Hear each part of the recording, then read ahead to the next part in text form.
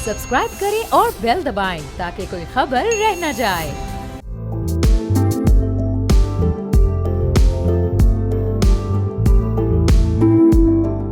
अस्सलाम वालेकुम, मैं अरबाब जहांगीर। आप देख रहे हैं प्रोग्राम व्यापार। एशिया में छिड़ती जंग को अमेरिका की मुदाखलत ने कम तो किया है, लेकिन एलओसी पर अब भी पाक भारत कशीदगी का कुछ न कुछ असर देखा जा रहा है, जहां मामूल की झड़पें बढ़ती जा रही हैं और भारत मुसलसल सीज फायर की खिलाफ वर्जी कर रहा है।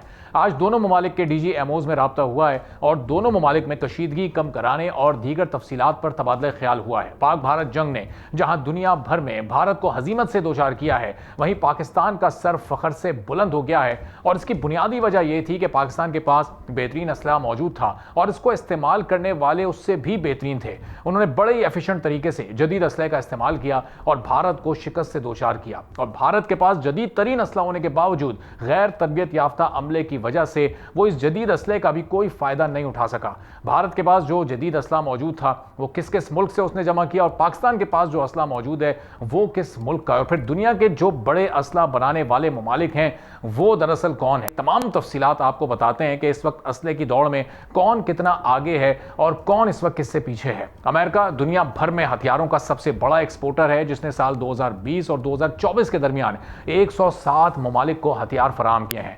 हथियारों की आलमी एक्सपोर्ट में अमेरिका का हिस्सा दूसरे बड़े एक्सपोर्टर यानी फ्रांस से 4 गुना ज्यादा है। साल 2020 से साल 2024 के दरमियान दुनिया में हथियारों के सबसे बड़े एक्सपोर्टर्स में अमेरिका 43% हिस्सा डालकर सबसे ऊपर है। दूसरे नंबर पर फ्रांस का नंबर है और वो सिर्फ 9.6% ही बैनुल अक़वामी डिमांड को पूरा करने में कामयाब रहा है। तीसरा बड़ा मुल्क रूस है, जिसका परसेंटेज 7.8% है और वो इस तनासुब से एक्सपोर्ट कर रहा है। चौथा मुल्क चाइना बैनुल अक़वामी एक्सपोर्ट्स में 5.9% हिस्सा शामिल करता है। इन हालात के बाद अभी चाइना का नंबर कहां जाएगा थोड़ा आगे चलकर आपको बताते हैं। पांचवा मुल्क जर्मनी 5.6%, फिर छठा मुल्क इटली है 4.8%, फिर सातवां मुल्क है यूके जिसकी परसेंटेज है 3.6%, आठवां मुल्क इसराइल है जिसका हिस्सा इस वक्त 3.1% का है। नवां बड़ा मुल्क स्पेन है जो कि 3% के साथ इस वक्त नवे नंबर पर मौजूद है। 10वां मुल्क साउथ कोरिया है जो 2.2% असले की एक्सपोर्ट करता है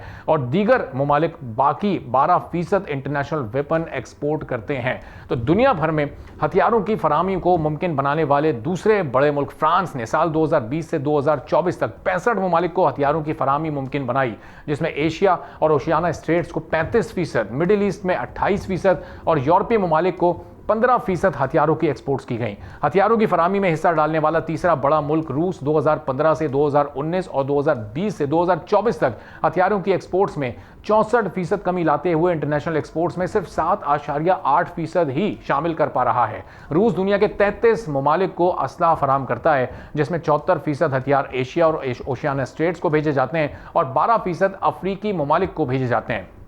7.4% यूरोपीय ममालिक को और 6.4% मिडिल ईस्ट रियासतों को एक्सपोर्ट करता है। हथियारों की एक्सपोर्ट में चौथा बड़ा और सबसे अहम तरीन इस वक्त जो मुल्क बन गया है चाइना, जो 53 ममालिक को हथियार बेचते हुए इंटरनेशनल डिमांड में 5.9% हिस्सा मिलाता है। चीनी हथियारों की एक्सपोर्ट्स का बड़ा हिस्सा यानी 74% एशिया और ओशियाना स्टेट्स को फराहम करता है, जिसके बाद 14% अफ्रीकी ममालिक को साल 2020 से साल 2024 में इसके हथियारों की एक्सपोर्ट्स का 1/3 यानी 63% सिर्फ पाकिस्तान को एक्सपोर्ट किया गया है और उसके नताइज भी पिछले कुछ दिनों में पूरी दुनिया ने देखे हैं। अब अमेरिकी जंगी जहाज़ों की अगर हम बात करें तो एक अमेरिकी F-22 रैप्टर की मालियत 143 मिलियन अमेरिकी डॉलर बनती है। इसके बाद 35 रैप्टर जो 80 मिलियन से 109 मिलियन तक की मालियत रखता है। F-16 फैल्कन की कीमत 25 मिलियन डॉलर से 70 मिलियन अमेरिकी डॉलर तक हो सकती है। जबकि चीनी फाइटर जहाज़ों की हम अगर बात करें तो JC-31 की कीमत 70 मिलियन अमेरिकी डॉलर बनती है। फिर Su-35 है जिसकी कीमत 83 से 85 मिलियन डॉलर तक हो सकती है। और सस्ता फाइटर प्लेन यानी JF-17 थंडर जिसने पिछले कुछ दिनों में तबाही मचा दी, उसकी कीमत सिर्फ 25 मिलियन डॉलर है। J-10 की कीमत भी 10 से 15 मिलियन डॉलर के दरमियान है। तो आप ये देखें कि कितने सस्ते तैयारों का एफिशिएंट इस्तेमाल किया गया और आज दुनिया में इनकी कितनी मांग बढ़ चुकी है। Stockholm International Peace Research Institute की रिपोर्ट के मुताबिक पाकिस्तान 1991 से चाइना से हथियार लेता रहा है। चाइना ने बहुत से अफ्रीकी ममालिक के साथ भी करीबी ताल्लुकात इस्तवार किए हैं, जिन्होंने 2010 और 2020 के दरमियान चाइना के हथियारों की एक्सपोर्ट का 19.1% खरीदा। 2016 से 2020 तक चाइना की असले की कुल एक्सपोर्ट का 38% पाकिस्तान, 17% बांग्लादेश और 8.2% अल्जीरिया को गया। फिर 2010 से 2014 के 5 साल अरसे के दौरान 40 ममालिक से, जबकि 2015 से 2019 तक 53 ममालिक तक चाइना की एक्सपोर्ट फैल चुकी है और ये इजाफा अब मजीद भी हो सकता है। पाक भारत तनाज़े ने जहां राफेल बनाने वाली फ्रांसीसी कंपनी डिसॉल्ट एविएशन कंपनी के शेयर्स में अचानक शदीद तरीन कमी की है, वहीं JF-17 थंडर और J-10C बनाने वाली चाइनीज कंपनी चैंगडू एयरक्राफ्ट कॉरपोरेशन के शेयर्स में 18.18% का इजाफा हुआ है। अब हथियारों की एक्सपोर्ट्स में अमेरिका तो सबसे ऊपर है, लेकिन अब इस वक्त एक्सपर्ट्स की राय के मुताबिक ऐसा लग रहा है कि आने वाले वक्त में चाइना दुनिया का दूसरा बड़ा मुल्क बन जाएगा जो दुनिया भर में हथियारों की फराहमी को मुमकिन बनाएगा। और ख़ासतौर पर वो मईशतें जो कि इस वक्त छोटी मईशतें कहलाती हैं, तरक्की पजीर ममालिक हैं जिनके पास डिफेंस बजट बहुत ज़्यादा नहीं होता, वो लेकिन मौसर हथियार चाइना से बासानी ले सकेंगे। इस पूरी सूरत हाल पर हम बात करेंगे। Air commodore retired Khalid Chishti साहब हमारे साथ मौजूद हैं। खालिद साहब, बहुत शुक्रिया प्रोग्राम के लिए, आपने वक्त निकाला। अब हम देख रहे हैं कि इस वक्त आलमी तौर पर असले की दौड़ में अमेरिका नंबर वन, फ्रांस, फिर रशिया और फिर चाइना का नंबर आता है। लेकिन पिछले 6-7 दिन में जो कुछ फ्रांसीसी हथियारों के साथ हुआ, जो एक्सपर्टीज़ पाकिस्तानी अफवाज और पाकिस्तानी पायलट्स की सामने आई और जिस तरह से हमने चाइनीज़ असले का एफिशिएंट और मौसर यूज़ करते हुए कामयाबी हासिल की है, उसके बाद आपको क्या लग रहा है चाइना इस वक्त रशिया और फ्रांस दोनों को क्रॉस करके शायद इस लिस्ट में कुछ अरसे के बाद हमें दूसरे नंबर पर नजर आएगा? देखिए, अभी मैं दूसरे नंबर का तो मैं नहीं प्रिडिक्ट कर सकता, लेकिन ये डेफिनेटली है कि in the name of fairness अब दुनिया बड़ा कीन इंटरेस्टेड होगी जहाज़ों में। और जाहिर है जो 2 जहाज़ टेस्ट हुए हैं और ख़ास तौर पर J-10C जो है ही चाइना का, हम उसको मैन्युफैक्चर नहीं कर रहे। JF-17 थंडर ब्लॉक 3 स्पेशली जो हम ऑलरेडी 4-5 मुल्कों को एक्सपोर्ट कर चुके हैं, और अब ये बैटल हार्डन्ड जहाज़ काउंट होगा। पीस टाइम में एरोबैटिक डिस्प्ले या एग्जीबिशन या वैसे आपने ब्रोशर्स के थ्रू जो मार्केटिंग करते हैं, वो एक इम्पैक्ट ज़रूर होता है, लेकिन एक element most of the aircraft जिनमें मिसिंग होता है वो बैटल टेस्टेड होता है कि नहीं होता है। And that too battle tested तो राफेल भी हुआ है, लेकिन वो नेगेटिव सेंस में बैटल टेस्ट हुआ है। JF-17 थंडर ब्लॉक जो 3 है वो बैटल टेस्ट हुआ है, something to be proud of. अब हम, क्योंकि हम कस्टोडियंस हैं उस जहाज़ के, हम ही मार्केटिंग करते हैं, हम ही मुख्तलिफ लोगों को एग्जीबिशंस को, एयर शोज़ में हम जाते रहे हैं, पिछले साल हमारे पायलट्स जाते रहे और जाके ज़ाहिर है अपने जहाज़ को वर्दी प्रूफ करते रहे हैं। वो बहुत कमेंडेबल एफर्ट है, मैं उनकी नहीं ले रहा, उनकी एफर्ट नहीं कम करना चाह रहा, लेकिन जब ये जहाज़ कॉम्बैट प्रूवन हो जाता है कि इसने कॉम्बैट में हिस्सा लिया है और शूटिंग की हो, अब हमारे लिए कहीं ज़्यादा आसान है दूसरे मुल्कों को, दूसरे कस्टमर्स को और पोटेंशियल बायर जो नहीं भी सोच रहे थे पहले JF-17 थंडर के ब्लॉक में, उनको भी मजबूर करें कि ये इसमें क्या है, एडवांटेज क्या है JF-17 थंडर का। एक तो है, सबसे बड़ा ये है कि इट्स अ लो कॉस्ट, फिर मल्टी रोल जहाज़ है, तीसरा ये है रेडीली अवेलेबल है, चौथा ये है हमारी कोई पॉलिटिकल कंस्ट्रेंट्स और पॉलिटिकल सिचुएशन से अटैच नहीं है जैसे बड़े मुल्कों का होता है कि इसकी सैंक्शंस लगा दें या फलां ने पास कर दिया, ये रेजोल्यूशन हो गया। हम obviously we are on the giving end, तो हम तो चाहेंगे कि हमारे मैक्सिमम कस्टमर्स हों और मैक्सिमम लोग दुनिया में हमारा जहाज़ इस्तेमाल हो, और ये बहुत बड़ा जंप है जहाज़ की क्रेडिबिलिटी के सेंस में। जी सही। और फिर अभी खालिद साहब आपने चूँकि लो कॉस्ट होने की भी बात की, तो ये जो राफेल की सूरत में 288 मिलियन का एक वो इस वक्त जेट है, फिर उससे भी बढ़कर किसी लेटेस्ट टेक्नोलॉजी के साथ अमेरिका अपने कुछ नए जेट्स को लॉन्च करने वाला है और शायद इंडिया को वो कन्विंस भी करने की कोशिश कर रहा है कि वो उनसे जेट्स लें, और शायद अब इन हालात में कन्विंस करने में वो कामयाब भी हो जाए। ऐसी सिचुएशन में ये कितनी इंपॉर्टेंस और सिग्निफिकेंस इस वक्त ये J-10C की या JF-17 थंडर की बढ़ जाती है छोटी मईशतों के लिए, जो कि जिनके डिफेंस का बजट कोई बहुत ज़्यादा नहीं होता? बिल्कुल ऐसा ही है कि जो J-10C रिलेटिवली इकोनॉमिकल जहाज़ है, 1/3 है एज़ कम्पेयर टू यूरोपियन और वेस्टर्न फाइटर की निस्बत। दूसरा एक और इम्पॉर्टेंट चीज़ आप देखें, जो थर्ड वर्ल्ड कंट्रीज़ हैं, जो मुख्तलिफ मुल्क हैं, इजिप्ट है जैसे, या म्यांमार है, श्रीलंका है, बांग्लादेश है, ये बहुत सारे मुल्क पहले भी इंटरेस्टेड थे JF-17 थंडर को लेने में, उनकी वैल्यूएशन में या उनका डाटा स्पेसिफिकेशन में उनकी इन्फॉर्मेशन ले रहे थे। अब हमें कहीं ज़्यादा निस्बतन आसान होगा जहाज़ को प्रमोट करना या कम से कम क्रेडिबिलिटी की उसकी बिल्ड करना। तो ये हम आइडियल टाइम है, ये अल्लाह की तरफ से शायद एक पॉजिटिव इस सूरह कॉन्फ्लिक्ट्स में से ये भी निकला है कि हम अब पेनिट्रेट कर सकते हैं इनटू द नीड जो भी मुल्क फर्स्ट वर्ल्ड का जहाज़ या सेकंड वर्ल्ड का भी, ये फ्रेंच या रशियन है या इवन अमेरिकन है, वो नहीं अफोर्ड कर सकते, चाहे फाइनेंशियल रीज़न की वजह से, चाहे सैंक्शंस और पॉलिटिकल रीज़न की वजह से। तो ये बड़ी गोल्डन अपॉर्चुनिटी है, क्योंकि हम कॉन्फ्लिक्ट नहीं किसी में पढ़ते, ना हमारे पॉलिटिकल कंस्ट्रेंट्स हैं, ना कोई रीजनल हेजमनी है, ना हमारी गवर्नमेंट की इतनी सैंक्शंस हैं, ये रूल्स ऐसे सख्त हैं। तो हम इसकी अच्छी मार्केटिंग करेंगे भी, मुझे श्योर है, और इंशाल्लाह ताला ये इसका बहुत पॉजिटिव रिजल्ट आएगा। और बड़े मुल्क J10C का तो फ़ायदा फिलहाल डायरेक्ट चाइना को होगा, क्योंकि ज़ाहिर है उसकी बड़ी क्रेडिबिलिटी डेवलप हुई है, और JF-17 थंडर क्योंकि प्योरली हमारा वेंचर है, प्रोजेक्ट है, उसका हमें फ़ायदा होगा जी।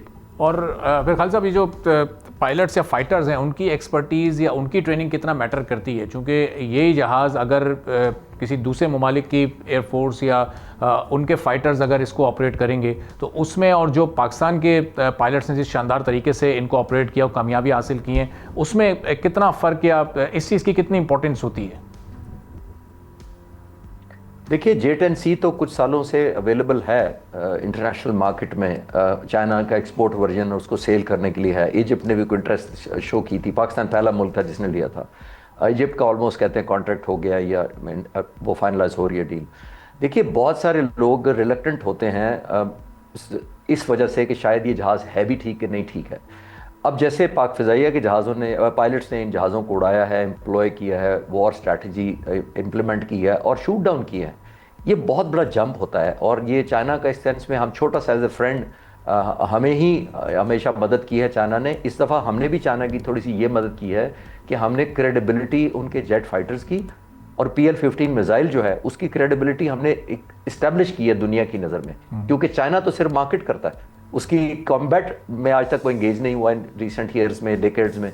तो ये एक बहुत बड़ी एक हमने एक जेस्चर रेसिप्रोकेट की है, और तो बहुत से तरीकों से हम कर नहीं सकते चाइना को, बट ये तो हम कर सकते हैं कि हम ये प्रूव कर सकते हैं कि आपने जो हमने क्रेडिबल मशीन दी थी, हमें उसकी लिव अप किया, उसकी एक्सपेक्टेशन को, बल्कि उसके सरपास ही किया है। अब इसी तरह आप काउंटर अगर आर्गूमेंट में जाएं तो आप एग्री करेंगे कि अगर आप कस्टमर हो राफेल के, तो अगर आपके पास राफेल के पोटेंशियल कस्टमर हो और आपके पास राफेल वाले बेचने आए, तो आप पहला सवाल यही करेंगे कि आया ये वही जहाज़ है जो आप जिसको पाकिस्तानियों ने मार गिराया था।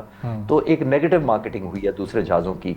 S-400 की नेगेटिव मार्केटिंग हुई है, जो मिसाइल पाक फ़िज़ाइया ने एयर टू ग्राउंड मोड में उनको डिस्ट्रॉय किया है। भुज में एक हमने बैटरी उड़ाई है पाक फ़िज़ाइया ने, जो आदमपुर है उस पर 2 बैटरीज को 2 दफ़ा अटैक किया, यानी ट्वाइस हुई अटैक। अब ये वो डोम है, ये जोम भी था और डोम भी था। इंडिया को इस पर जोम था, इस S-400 पर, कि जब भी कभी हिंदुस्तान पर हमला हुआ तो ये अम्ब्रेला की तरह ये पूरे प्रोटेक्ट करेगा पूरे हिंदुस्तान की एयर स्पेस को, और कोई जहाज़ भी आएगा तो 400 किलोमीटर दूर से उसको फायर करके तबाह कर देगा। उसमें जहाज़ भी हो सकता है, उसमें सैटेलाइट भी हो सकता है, उसमें मिसाइल भी हो सकता है, उसमें बैलिस्टिक मिसाइल भी हो सकता है, उसमें अनमैन्ड भी हो सकता है, और उसके अंदर सबसे बढ़कर स्टेल्थ कोई वेपन भी हो सकता है। इतना उनको जोम था, और क्योंकि आज तक ऐसा किसी ने किया नहीं था, पाक फ़िज़ाइया ने वो भी एक नया रिकॉर्ड कायम कर दिया कि S-400 तबाह कर दिया। तो नेगेटिव मार्केटिंग S-400 की भी हुई। फिर जो इजरायली ड्रोन है, ये दुनिया में बहुत पॉपुलर और इन डिमांड है। इंडिया ने ज़ाहिर है नेशनल इंटरेस्ट उन दोनों मुल्कों की कॉमन है, तो हमारे ख़िलाफ़ उन्होंने दिए ये ड्रोन्स उनको। लीथल वेपन है, बड़ा ही एक्यूरेट है, उसका बहुत इंप्रेशन था दुनिया में कि ये बहुत इफेक्टिव टारगेट करता है। एयर डिफेंस सेंसर जो इसको इंटरसेप्ट करने की कोशिश करते हैं उनको जैमिंग करता हुआ जाता है, बल्कि जिस फ्रीक्वेंसी से जैमिंग करते हैं उसका डाटा वापस पेरेंट यूनिट को पास भी करता है। तो इतना पोटेंट वेपन होने के बावजूद हमने तकरीबन 91 मार गिराए। तो इजरायली कंपनी भी सोच में पड़ जाएगी कि ये हमने क्या किया। दैट मीन्स उन्होंने 3 डायमेंशन में या 3 मुल्कों को एक रिव्यू करने पर मजबूर कर दिया कि उनकी मार्केटिंग स्ट्रैटेजी नेगेटिव में। रशिया को किया S-400 की वजह से, राफेल को किया, फ्रेंच को किया, और इसराइल को किया इस ड्रोन की वजह से। और दूसरी तरफ आप देख लें, अल्हम्दुलिल्लाह कहाँ J10C को हमने मार्केटिंग बूम कर जाएगी। अब JF-17 थंडर को इंशाल्लाह ताला ज़रूर इस चीज़ का फ़ायदा होगा। PL-15 मिसाइल जो हमने फायर किए हैं उनसे बहुत फ़ायदा होगा चाइना को डायरेक्टली, क्योंकि वो हम अभी तक मैन्युफैक्चर नहीं कर रहे। तो ये आने वाले नस्लों में दुनिया एक दूसरे को देखती है। और दूसरा एक और इम्पॉर्टेंट बात मैं बताता चलूँ कि मिडल ईस्ट और अरब कंट्रीज़ और मुसलमान मुल्क वो ज़्यादातर लुक फॉरवर्ड करते हैं या लुक अप करते हैं पाकिस्तान एयरफोर्स को, क्योंकि हम उनके पायलट्स को ट्रेनिंग देते रहे हैं पिछले 40-50 सालों से। मैं खुद फ्लाइंग इंस्ट्रक्टर रहा हूँ, मैंने मुख्तलिफ मुल्कों के कैडेट्स को ट्रेनिंग दी है, फ्लाइंग ट्रेनिंग दी है, इंजीनियर्स, टेक्नीशियंस, उनको हम ट्रेन करते रहे हैं इतने सालों से। तो वो मुल्क जो हैं, दोस्त मुल्क जो, वो हमारी तरफ देखते हैं, वो लुकअप करते हैं कि पाकिस्तान ने कौन सा जहाज़ लिया है। और लेकिन हैविंग सेड दैट, J10C देखिए हम 3 साल से उड़ा रहे हैं, और इजिप्ट ने अभी खरीदा है कुछ महीने पहले, या अभी डील हुई है उनकी। तो मैं कहना चाह रहा हूँ जरूरी नहीं है कि पाकिस्तान ले ले तो लोग खरीद लेते हैं, उससे एक इमेज बिल्ड होता है। ऊपर से ऑन टॉप ऑफ दैट मैं जो थोड़ी देर पहले से अर्ज कर रहा था कि हमने अब कॉम्बैट में टेस्ट कर दिया है, so it's a combat tested, combat hardened एक वेपन है। J-10C भी, AF-17 थंडर भी, PL-15 मिसाइल भी और दूसरे मिसाइल भी जब PF डाटा देगी। अभी मैं सेंसिटिविटी ऑफ द इंफॉर्मेशन के लिए नहीं बता सकता कि कौन कौन से और वेपन यूज हुए हैं। जब वक्त आएगा या PF डिस्क्लोज करना चाहेगी, मैं आपसे शेयर करूंगा कि और कौन से वेपन्स हुए हैं, जिससे हमें यह भी बूस्ट मिलेगा कि उनकी रिलायबिलिटी, हमारा डिसीजन मेकिंग या हमारी लीडरशिप ने कितनी दूरंदेशी से ये फैसला किया था कि J-10C इंडक्ट कर लिया हमने राफेल के मुकाबले में। हमारी रेंज उनसे 50 किलोमीटर ज़्यादा हो गई, 150 किलोमीटर उसकी रेंज है उनके मिसाइल की, हमारी 200 किलोमीटर हो गई, जिसकी वजह से ये उस दिन 7 की सुबह को, अलग सुबह जो हमने शूटिंग की अल्हम्दुलिल्लाह, उसके अंदर सबसे बढ़कर, हैविंग सेड दैट, आखिरी जुमला इसके अंदर ये है कि पायलट्स की स्किल वाज आउटस्टैंडिंग, फैबुलस। और जब मैं पायलट्स का नाम लेता हूं, मैं प्लीज ध्यान में रखिएगा, मैं उन टेक्नीशियंस को, उन इंजीनियर्स को, उन एयर डिफेंस कंट्रोलर्स को, उन एयर ट्रैफिक कंट्रोलर्स को, उन ग्राउंड टेक्नीशियन को, हत्ता कि उस चाय पिलाने वाले को भी मैं इग्नोर नहीं कर रहा जिसने कंट्रीब्यूट किया। बिल्कुल सर, ये बड़ी ज़बरदस्त आपने बात की। अब ये खालिद साहब, ये जो जिन 3 ममालिक की अभी आपने नेगेटिव मार्केटिंग की बात की है, फ्रांस, रशिया और इसराइल, अब ये इनके फ्यूचर ऑर्डर्स पर, इनकी फ्यूचर एक्सपोर्ट्स पर ये नेगेटिव मार्केटिंग किस हद तक ये डेंट पहुंचाएगी? क्योंकि अब इनके जो कस्टमर्स होंगे, ज़ाहिर है वो कम से कम इन नाकाम तैयारों को, जिनको पिछले 6 दिनों में ये इतनी नाकामी हुई है, इन पर तो अब किसी का भी एतमाद बहाल नहीं हो सकेगा। तो ये मुस्तकबिल के ऑर्डर्स भी फिर बहुत डिस्टर्ब हो सकते हैं इनके। जी, आपके सवाल में ही जवाब है और मैं उसको एंडोर्स करना चाहूँगा कि बिल्कुल आपने ठीक कहा कि अब सस्पिशंस डेवलप हो जाती हैं, शकूक व शुबहात डेवलप हो जाते हैं, कॉन्फिडेंस शेक हो जाता है एक वेपन के अंदर। देखिए, मैंने अगर जेब में पिस्टल रखी है और मुझे पता हो कि पता नहीं ये 90% चलती है, 10% नहीं भी चलती कभी कभी, तो इमेजिन करें कि मेरा क्या कॉन्फिडेंस होगा जब मुझे ये पता होता है कि 100% चलेगी एज एंड व्हेन जब मुझे पिस्टल की जरूरत होगी, तो उसकी क्रेडिबिलिटी और है।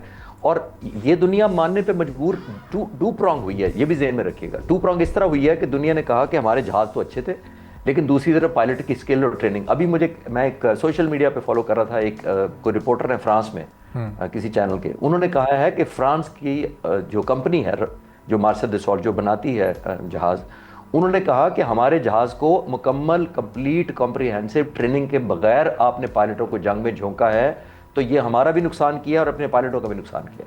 अच्छा, अब ये देखिए कि इसका मतलब क्या हुआ कि आपकी स्किल डेवलपमेंट नहीं हुई थी उस लेवल तक कि आप मुकाबला कर सकते हैं जहाज़ों का। पहले अभिनंदन को कहते हैं कि हमने 60 साल पुराना जहाज भेज दिया था, MiG-21 70 साल पुरानी टेक्नोलॉजी थी, F-16 के मुकाबले में आ गया था, तो हमें जनाब गलती कर ली। उस वक्त 950 जहाज उस वक्त भी जमीन पर खड़े हुए थे हिंदुस्तान के। मुझे नहीं समझ आई 70 साल पुरानी टेक्नोलॉजी क्यों भेजी। अब आपने top of the line best technology भेजी है और अब आप कह रहे हैं कि अब फ्रांस कह रहा है कि आपकी स्किल ही नहीं थी अभी तक पूरी हमारे जहाज़ों को उड़ाने के, आप काबिल ही नहीं हुए थे। सही, बहुत बहुत शुक्रिया। Air commander retired Khalid Chishti साहब हमारे से गुफ्तगू आपने सुनी। एक छोटा सा ब्रेक लेंगे, ब्रेक के बाद वापस आएंगे, एक और अहम मौजू पर बात करेंगे।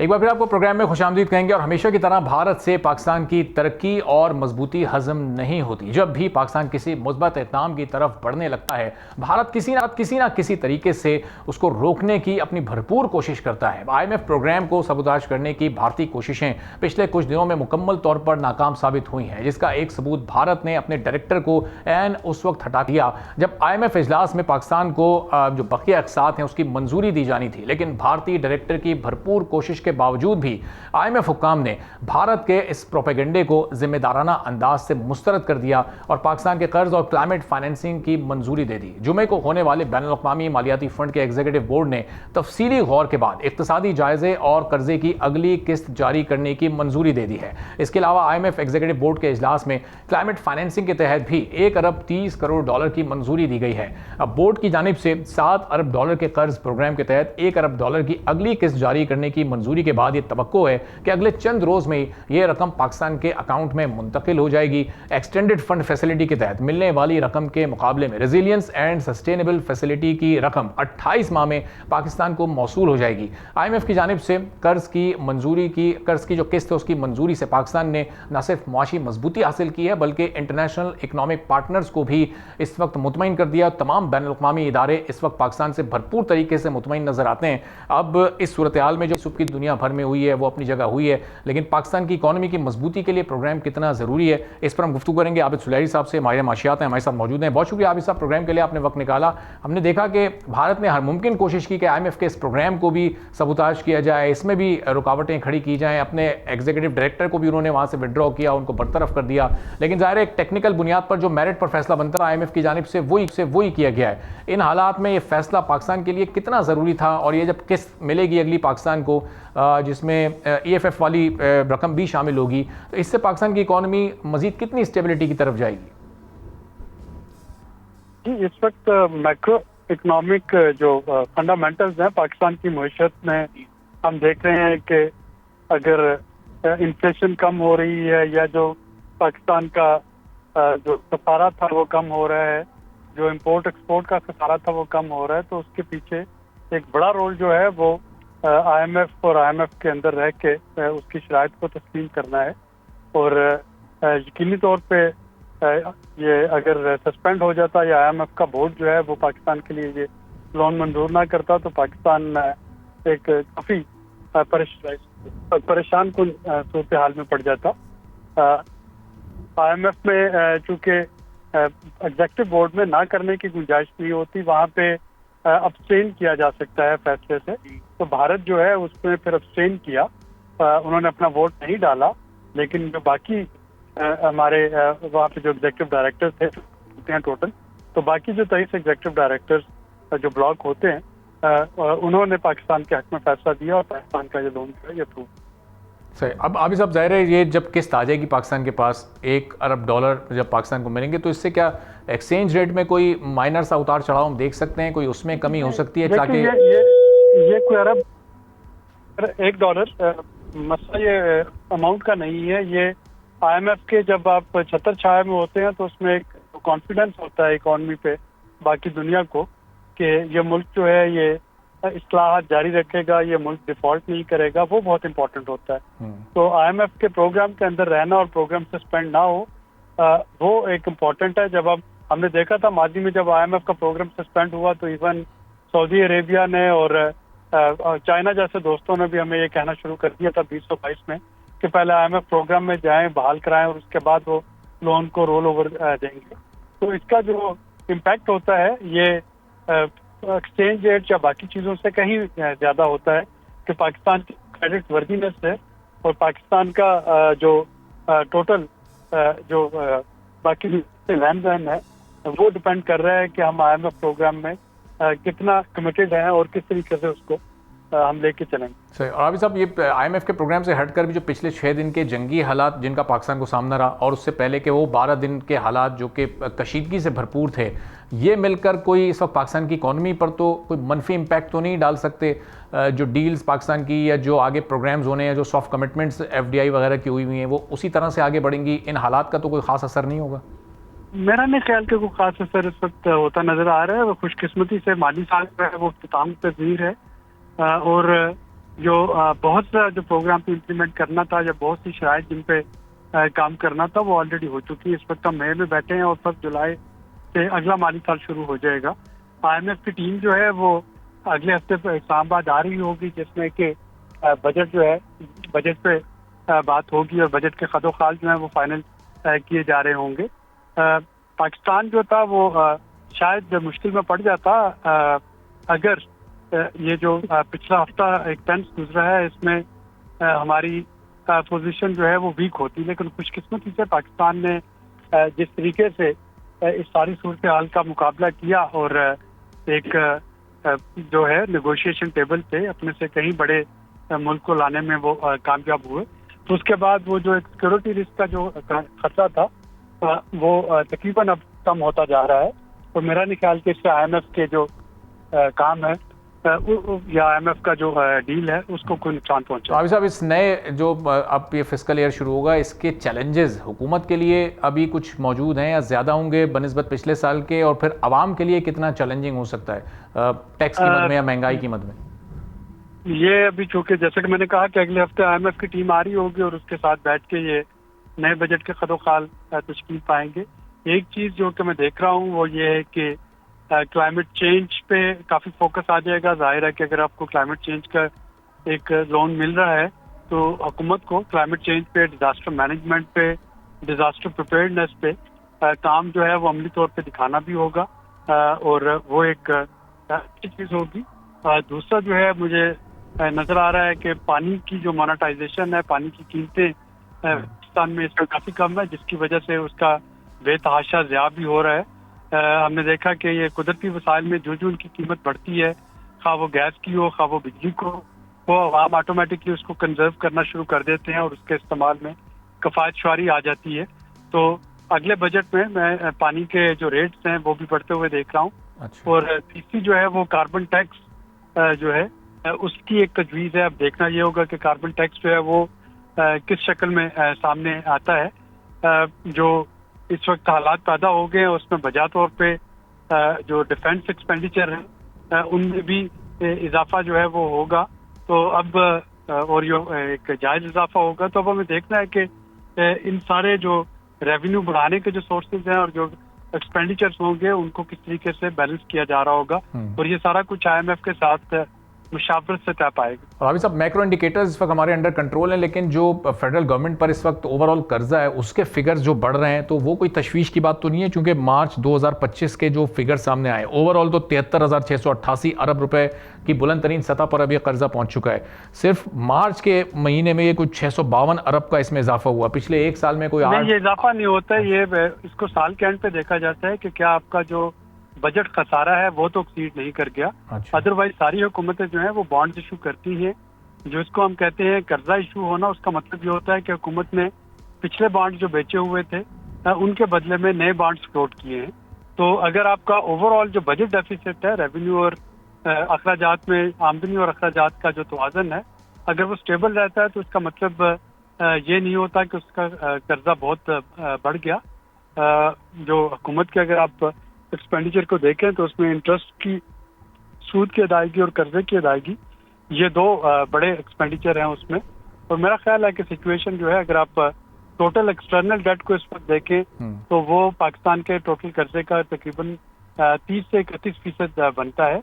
बाकी हमारा डोमेस्टिक डेट होता है, जो मुख्तलिफ टी बिल्स और जो बॉन्ड्स फ्लोट किए जाते हैं, और उनको उतारने के लिए यानी पिछली अदायगी करने के लिए नए बॉन्ड्स दोबारा से फ्लोट किए जा रहे होते हैं, और ये कॉन्टिन्यूस प्रोसेस है। ठीक है, बहुत बहुत शुक्रिया आबिद सुलैही साहब, माहिर माशियात। गुफ्तगू आपने सुनी। एक छोटा सा ब्रेक लेंगे, ब्रेक के बाद वापस आएंगे तो स्टॉक मार्केट ने भी बड़े बड़े रिकॉर्ड्स कायम किए हैं, उसकी तफसीलात से भी आपको आगाह करेंगे।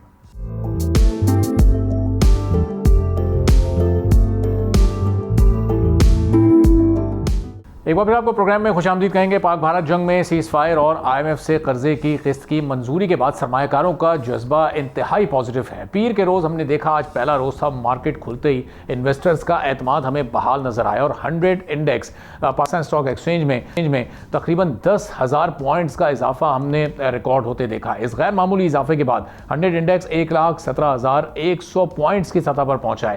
पाकिस्तान स्टॉक एक्सचेंज के रूल्स के मुताबिक हमने ये देखा कि 9% इजाफे के बाद मार्केट ऑपरेशंस को आर्जी तौर पर मुअत्तल कर दिया गया था, चूंकि बहुत तेजी के साथ मार्केट ऊपर जा रही थी। फिर मार्केट का दोबारा आगाज हुआ, जिसके बाद तेजी का रुझान बरकरार रहा और दोपहर तक बेंचमार्क इंडेक्स 1,16,724 पॉइंट्स की सतह पर मौजूद था। फिर कारोबार के अख्तिताम पर 10,123 पॉइंट्स का मजमूई इजाफा हुआ, जिसके बाद आज 100 इंडेक्स 1,17,297 पॉइंट्स पर बंद हुआ है। अब जो पिछले हफ्ते जब कारोबार का अख्तिताम हुआ था तो उस वक्त ये इंडेक्स 1,07,174 पॉइंट्स पर था। तो आज ये बड़ी ज़बरदस्त पेशरफ सामने आई है। और दूसरी तरफ हम दूसरे फरीक यानी भारत के स्टॉक एक्सचेंज की सूरत हाल देखें तो वहाँ पर इन्वेस्टर्स को सिर्फ 2 रोज़ के अंदर $83 बिलियन का नुकसान हो चुका है, यानी बड़ी इक्विटी वहाँ की मार्केट से निकल चुकी है और सरमाकारों को इस वक्त वहाँ पर मार्केट्स पर एतमाद नहीं हो रहा है। आलम साहब CEO हैं AKD सिक्योरिटीज़ के हमारे साथ मौजूद हैं। बहुत शुक्रिया फरीद साहब, प्रोग्राम के लिए आपने वक्त निकाला। अभी जो 10,000 पॉइंट्स का एक दिन में इजाफा है, इसकी कितनी इंपॉर्टेंस है? ज़ाहिर है पिछले 2-3 रोज़ में मार्केट डाउन भी हुई थी,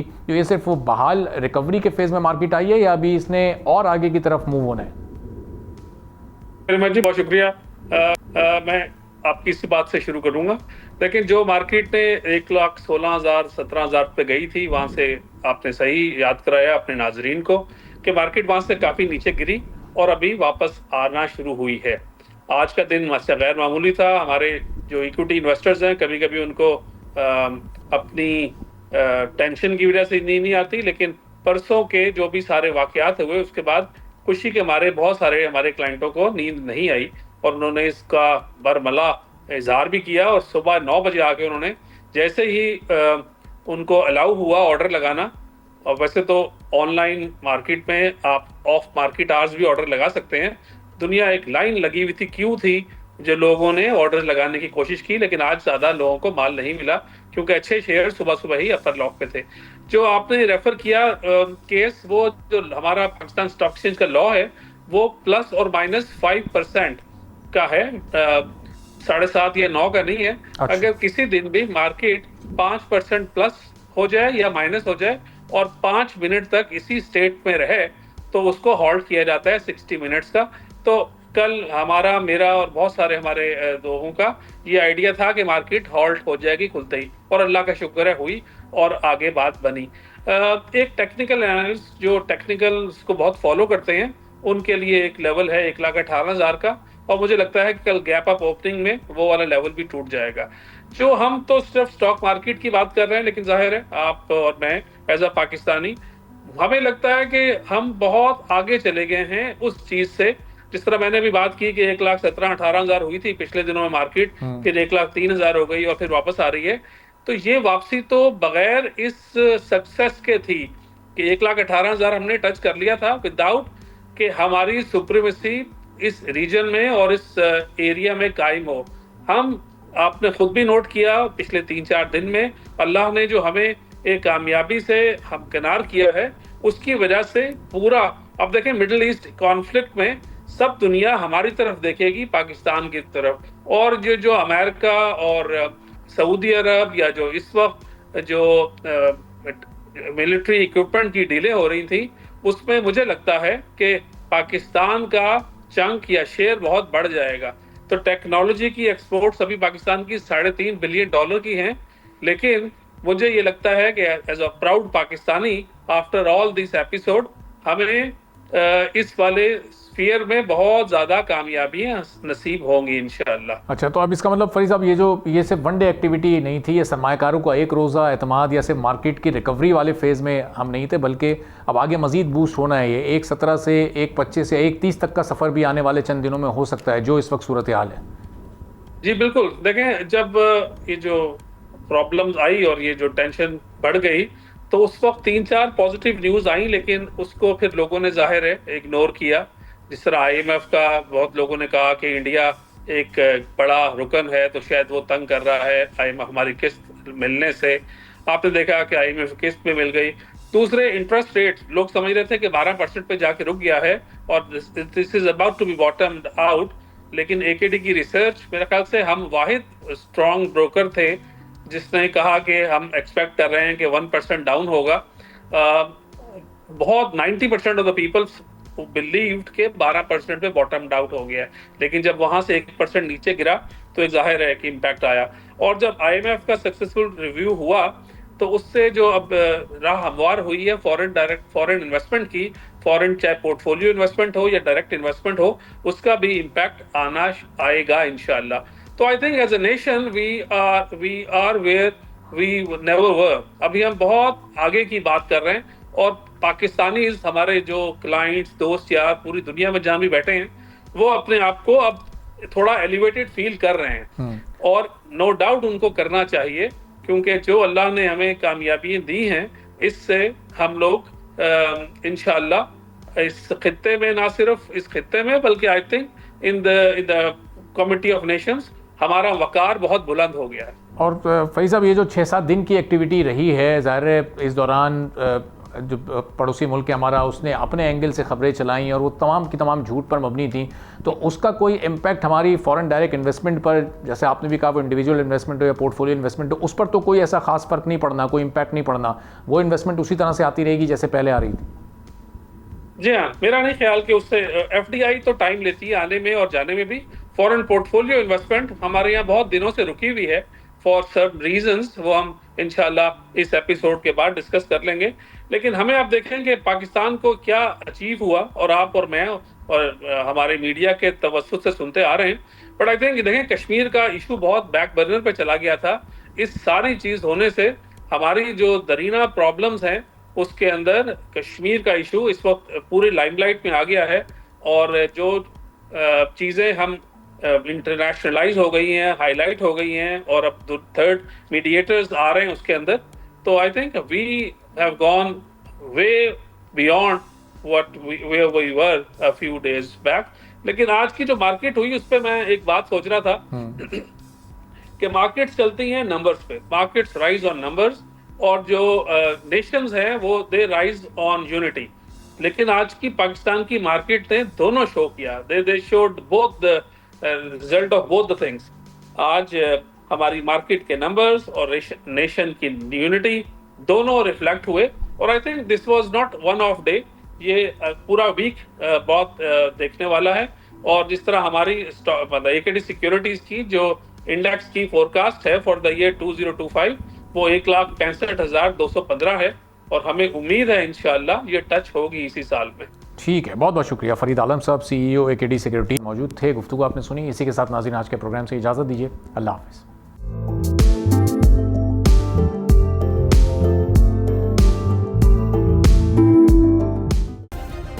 सब्सक्राइब करें और बेल दबाएं ताकि कोई खबर रह न जाए।